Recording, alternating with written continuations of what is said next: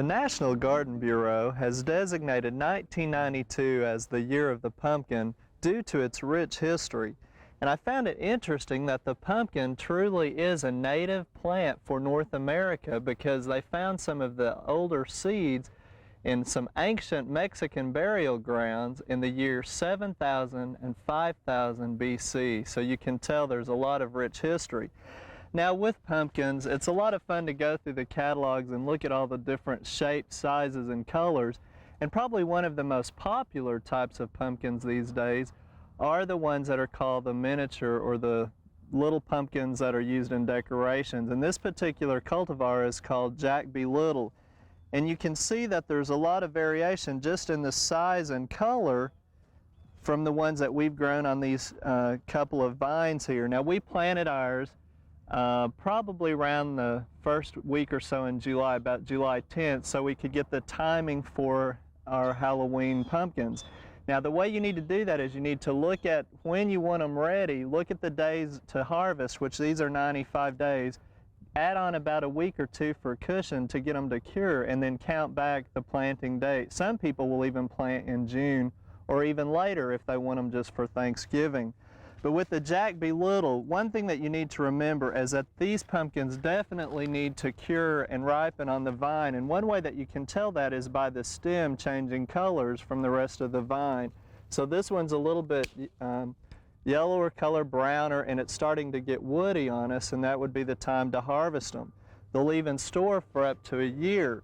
But I think the reason that we have variation in the size, usually they're about 2 by 3 inches, is because you can see the foliage here. We had some powdery mildew disease, and with the powdery mildew that caused the foliage to dry up on us, fall off, and so some of them are going to be real small before they really mature and they'll cure on us. One thing I would caution you though, they're great for decorations. They are edible, but to be frank with you, they're really not worth the trouble to try to prepare them. And really I would discourage you from trying to carve them too with the children because they're very thick skinned and it's really not very safe to try to carve them, but they're fun to paint on. Now you can go from this size to the big gigantic pumpkins, but this year there's some interesting colors that are being released, and if you'll join me in our other pumpkin patch, I'll show you some of those that are out on the market. Well, 1992 catalogs also offered a lot of variation in colors of pumpkins, and I want to show you a couple of those.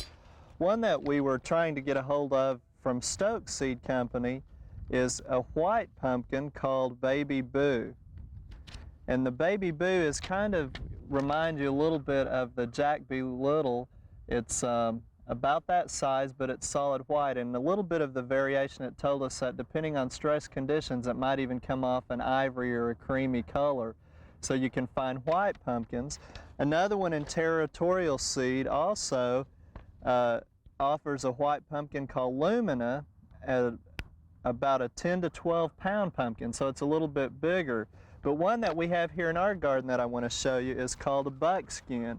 It's a new one that's just released this year too. Actually, it's more for the promotion of food processing industry for commercial growers, but they found that it would do great for a home garden. And one of the reasons is because it's actually a bush type plant.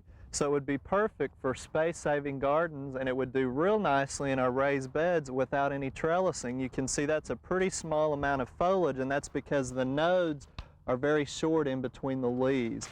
Now the pumpkin itself is a pretty good size one. It is a processing or a pie pumpkin, but also they found that it will do nicely in carving. Now it starts out green. It almost looks like a zucchini, like the small one that we have here.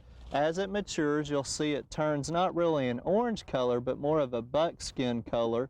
And once it turns that solid color and the stem gets a little woody on you, that would be the time that you would want to harvest it.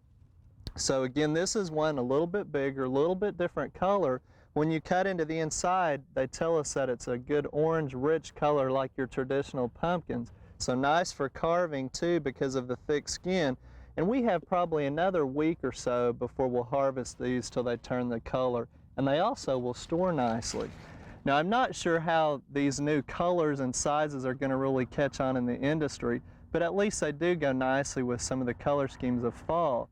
And when I was researching this, I also found that with the traditional Thanksgiving and pilgrims, what we think of as pumpkin pie really wasn't what they were serving.